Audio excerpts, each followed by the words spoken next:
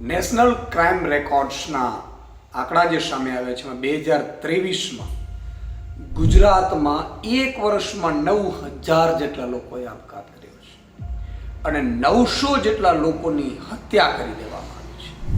હું મુખ્યમંત્રીશ્રીને વિનંતી કરું છું કે આના પાછળનો એક અભ્યાસ કરો. આજે જ્યારે આ આંકડા ઉપર હું નજર ફેરવી રહ્યો હતો તો વિચાર કરો, ગરીબીના કારણે કેટલા લોકોએ જીવન ટૂંકાવ્યું છે, બેરોજગારીના કારણે જીવન ટૂંકાવ્યું છે, હાઉસવાઈફ જીવન ટૂંકાવી રહી છે, વેપારી નાના જીવન ટૂંકાવી રહ્યા છે, ખેડૂતો જીવન ટૂંકાવી રહ્યા છે, ઇવન વિદ્યાર્થીઓ જીવન ટૂંકાવી રહ્યા છે. લગ્નેતર સંબંધ ન થવાના કારણે કુંવારા રહે છે, જીવન ટૂંકાવી રહ્યા છે. તમે કલ્પના કરો, આપણે ગુજરાતમાં એક વર્ષમાં 9000 લોકોએ કંઈક ના કંઈક કારણોસર જીવન ટૂંકાવ્યું છે. એમાં મોટા ભાગે ગરીબીની આર્થિક પરિસ્થિતિ જવાબદાર છે. તમે જુઓ, સામૂહિક આપઘાતો થઈ રહ્યા છે.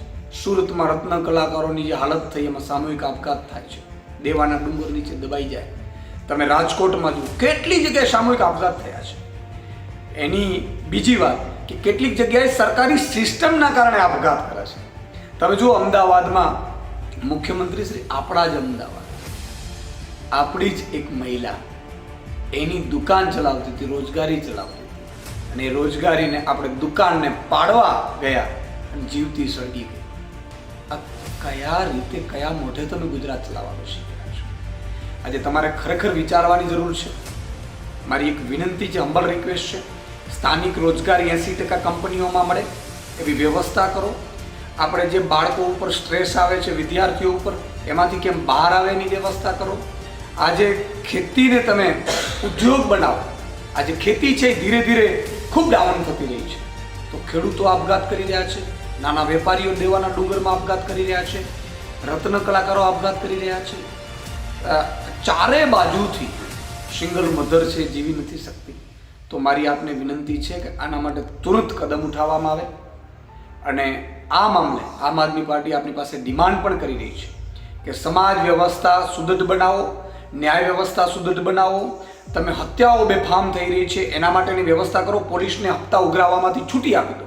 કોઈ પણ પોલીસ એક રૂપિયો ઉઘરાવી ન શકે કે ન એ દંડ કરી શકે. એને માત્ર ને માત્ર સુરક્ષાનું કામ સોંપો.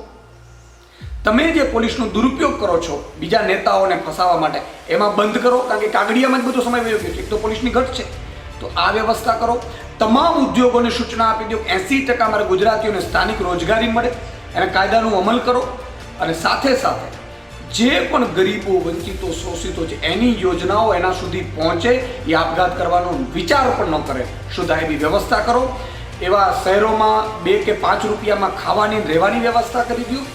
તો જ આ ગુજરાતમાં આપણે સુદૃઢ બનાવી શકીશું.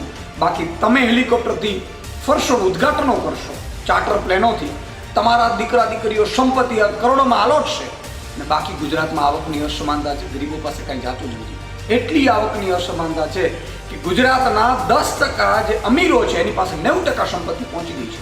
તમારા આવ્યા પછી બેફામ વધારો થઈ ગયો છે, કારણ કે તમે બધો લાભ ઉદ્યોગપતિઓને આપો છો.